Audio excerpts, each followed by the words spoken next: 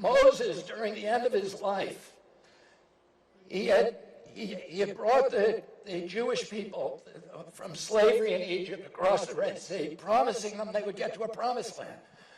But 40 years later, he was 120 years old, and they had not found the promised land. And the Jewish people were angry at him, and they said to him, "Why did you bring us out of Egypt? We were better off in Egypt." He went to God, Moses went to God and said they're going to stone me. And God took him up to the top of the mountain, and he let him look over the river Jordan. And he showed him the land of Canaan, the promised land. And he said, "You can't lead them there. They need to get there on their own, but you've brought them up to the edge. But the people need to get there on their own." And he warned them, they can't waver from left or the right. They have to go forward. Martin Luther King, the night before he died, recalled that without mentioning the story.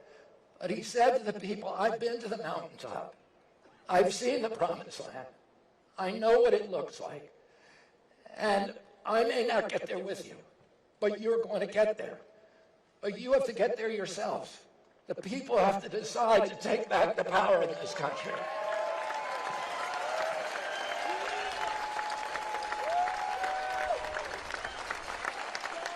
And I, of course, am no Moses or no Martin Luther King, but I am part of a movement where we are determined as the American people to go back and reach that promised land again. And I do know what it looks like, because I've had glimpses of it during my lifetime. I know it's an America with a prosperous middle class, where if you work hard, if you play by the rules, you can finance a home, you can raise a family, you can take a summer vacation, you can put something aside for your retirement. I know that it's a place where we don't have to choose between economic prosperity and environmental protection. I know it's a place where our children will have the same opportunities for dignity and enrichment and prosperity and good health as the communities that our parents gave us. I know it's a place where every American enjoys the right to vote and everybody has absolute faith that our electoral system has integrity and it's the best in the world.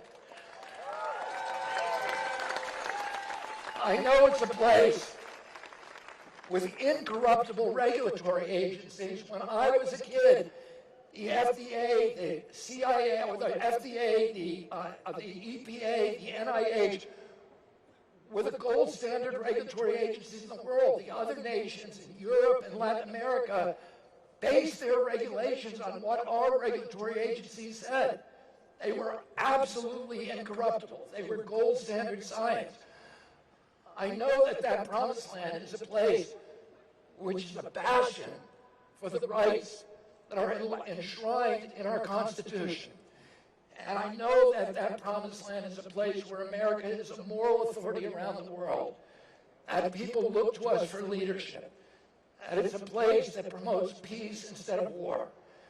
And I know that America is possible when we declare independence from the deadlocked party establishment.